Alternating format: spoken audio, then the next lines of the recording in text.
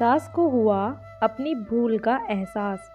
राधा जी एक आम मध्य वर्गीय परिवार की मुखिया थी। वे अपने बेटे शुभम और बहू मनीषा के साथ रहती थी। एक बेटी सीमा थी जो कि शादी के बाद अमेरिका में बस गई थी। राधा जी के पिता की मृत्यु बहुत पहले हो चुकी थी। शुभम और मनीषा की शादी को 5 साल हो गए थे, लेकिन अब तक कोई संतान नहीं थी। राधा की बहू मनीषा भी जॉब करती थी, जो कि राधा जी को बिल्कुल भी नहीं सुहाता था। वे जल्द से जल्द दादी बनना चाहती थी, लेकिन मनीषा और शुभम ये अच्छी तरह जानते थे कि अभी मनीषा का जॉब करना कितना ज़रूरी था। राधा जी अपने बेटे शुभम से इस बारे में बात करती तो शुभम किसी न किसी बहाने से बात को टाल देता था। इसलिए वे मनीषा को ही परेशान करने के बहाने ढूंढती रहती थी ताकि यह अपनी जॉब छोड़ दे। कोरोना काल में तो मानो उनकी दिल की मुराद पूरी हो गई। हालांकि वे दिल की बुरी नहीं थी, लेकिन पोते की चाह में वे ना चाहते हुए भी ऐसा कर जाती थी।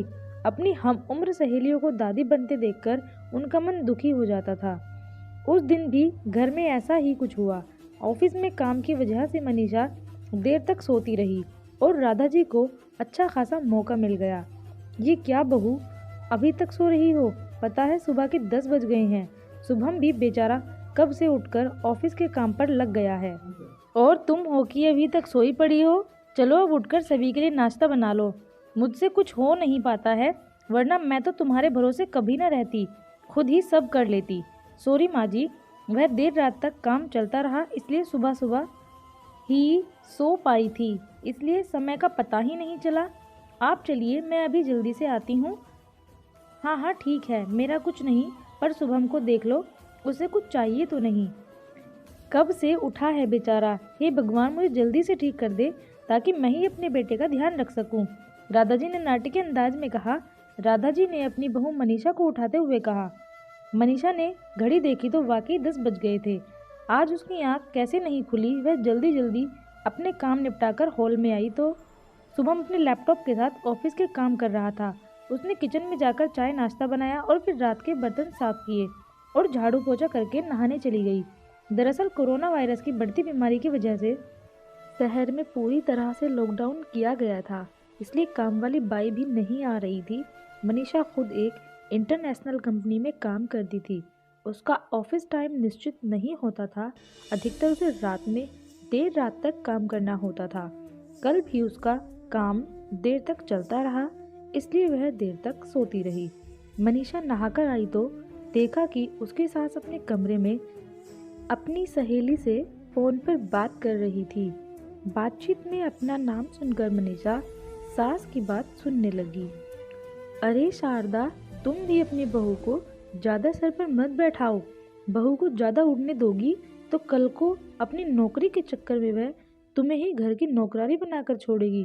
मैं तो भाई शुरू से ही मनीषा से नौकरी के खिलाफ थी। अब करे नौकरी शौक से, पर साथ साथ घर के काम भी करे।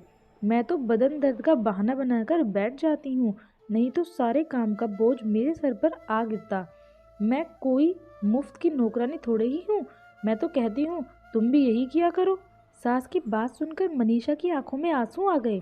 वह जिस सास को बीमार समझकर उनकी दिन रात सेवा करती है, उन्हें एक गिलास तक उठाने नहीं देती है, सारा दिन घर का काम और रात को ऑफिस का काम करके थकान से चूर होकर भी उफ तक नहीं करती, उसका यह फल मिला है उसे। माना वे मेरी नौकरी के खिलाफ है, मगर यदि घर की किस्त नहीं होती तो वह भी कभी नौकरी नहीं करती। शुभम का बोझ कम करने के लिए ही तो वह नौकरी कर रही है।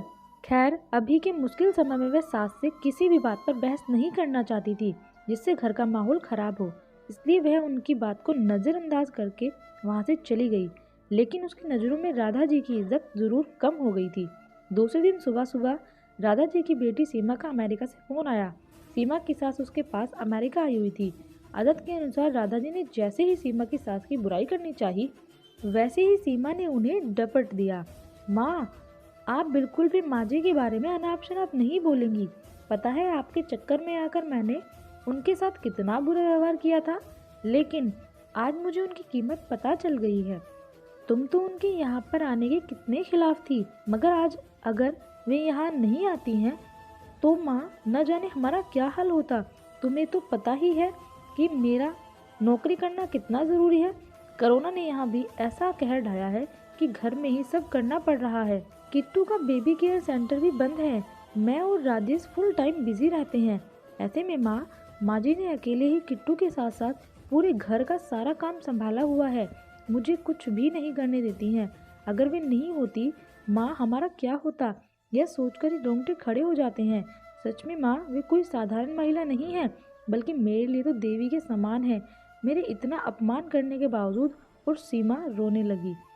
उसने फोन कट कर दिया। सीमा की बात सुनकर राधा जी की भी आंखें भर आई। उन्हें अपनी भूल का एहसास हो गया था। मनीषा तो वाकई उनका कितना ख्याल रखती है। उनकी कड़वी से कड़वी बात का भी बुरा नहीं मानती है, उल्टे जवाब भी नहीं देती है।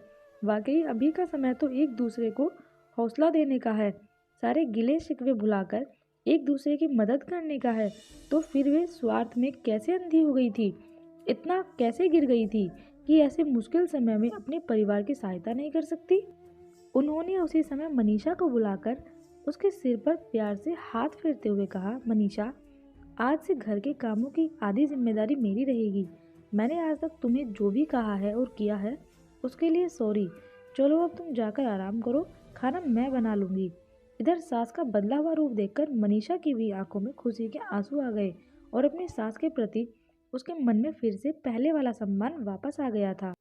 शायद हमारे जीवन में मुश्किल समय आता ही इसलिए है कि हमें एक दूसरे की अहमियत का पता चले। अपनी गलतियों का एहसास होने और आगे बढ़कर माफ़ी मांगने से वाकई इंसान छोटा नहीं बल्कि बहुत बड़ा हो जाता है, राधा जी की तरह। अगर आपको ये कहानी अच्छी लगी है तो प्लीज़ वीडियो को लाइक कीजिए और चैनल को सब्सक्राइब करना ना भूलें।